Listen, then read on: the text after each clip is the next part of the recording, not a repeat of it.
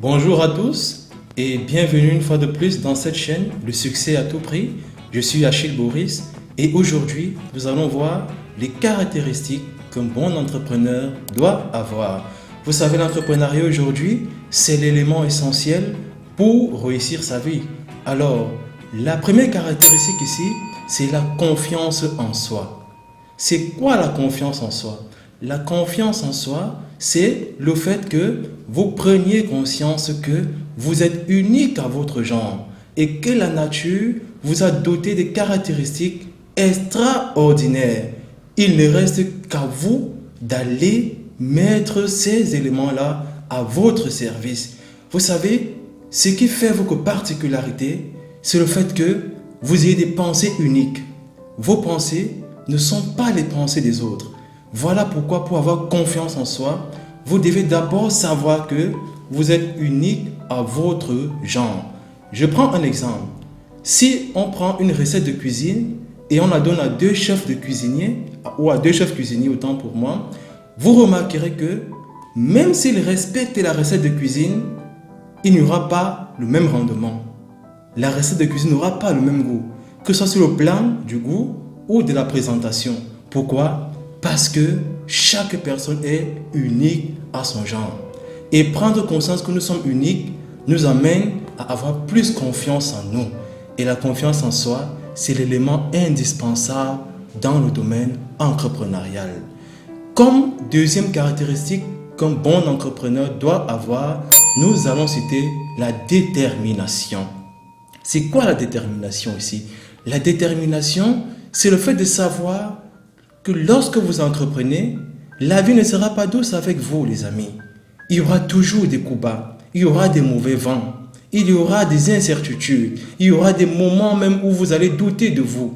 Mais vous devez toujours être déterminé, avoir un but et un objectif à atteindre. Là, c'est un élément aussi à prendre en considération.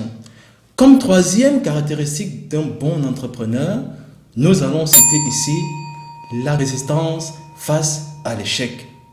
Vous savez, lorsque vous entrez dans le domaine de l'entrepreneuriat, deux scénarios sont possibles. Soit vous réussissez, soit vous perdez. Mais il faut savoir ici qu'en entrepreneuriat, nous avons une autre définition de l'échec. En entrepreneuriat, l'échec ici, c'est le fait de ne pas faire ce que vous voulez faire. Prenons par exemple, j'ai un projet, j'ai envie d'ouvrir un restaurant, mais je ne le fais jamais. J'ai déjà échoué sans même avoir commencé. C'est ça l'échec en entrepreneuriat. Les entrepreneurs ne voient pas l'échec comme une fatalité, mais ils voient l'échec comme une leçon de la vie. Et à chaque fois que vous allez voir l'échec comme une leçon de la vie, lorsque vous allez tomber, vous allez toujours vous relever. Vous savez, je vais vous raconter l'histoire d'Edison qui a créé l'ampoule électrique. Est-ce que vous savez qu'il a fait 1000 essais et il a échoué? Il n'avait aucun résultat. Mais c'est au 1001e essai qu'il a eu cette ampoule électrique que nous avons aujourd'hui. C'est aussi le cas, par exemple, de Jack Ma, qui est le deuxième plus riche au monde, qui est le deuxième plus riche en Chine. Et il possède aussi, il est dans le classement des 20 plus riches au monde. Jack Ma a eu des difficultés dans la vie. Ces projets ont été rejetés par les banques. Vous connaissez tous le projet Alibaba. C'est le premier site de e-commerce au monde et c'est lui qui l'a fondé. Il a été rejeté.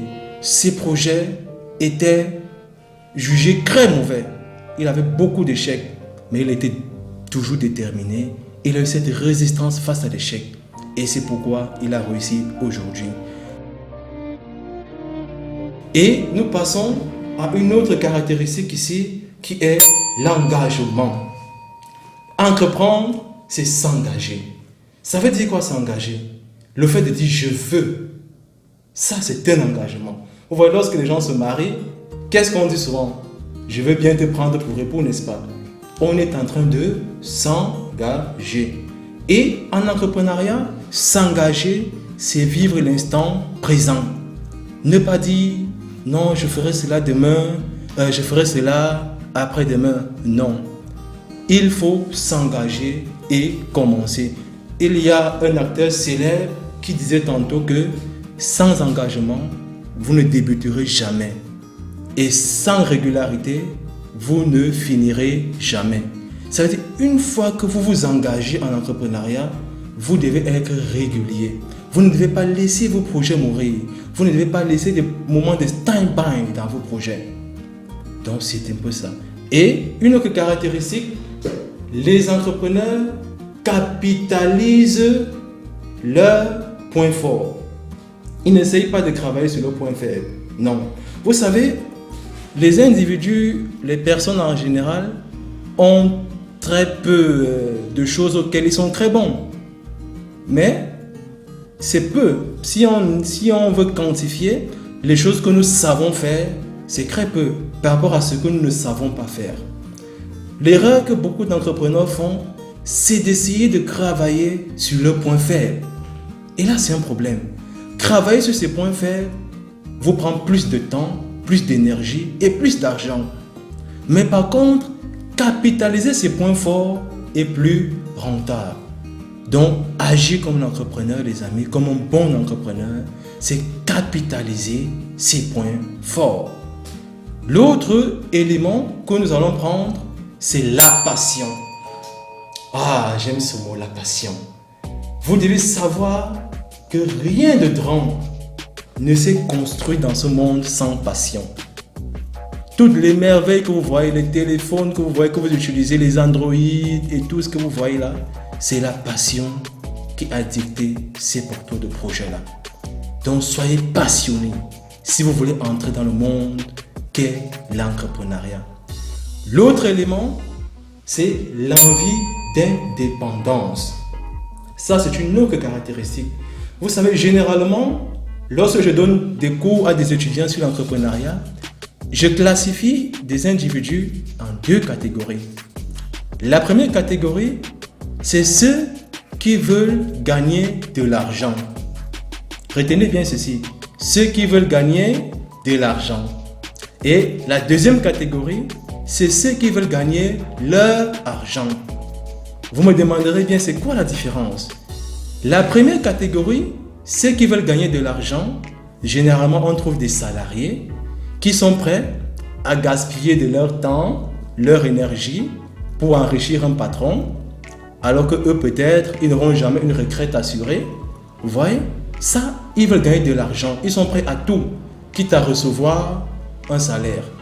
Et la deuxième catégorie, ceux qui veulent gagner leur argent, on trouve les entrepreneurs.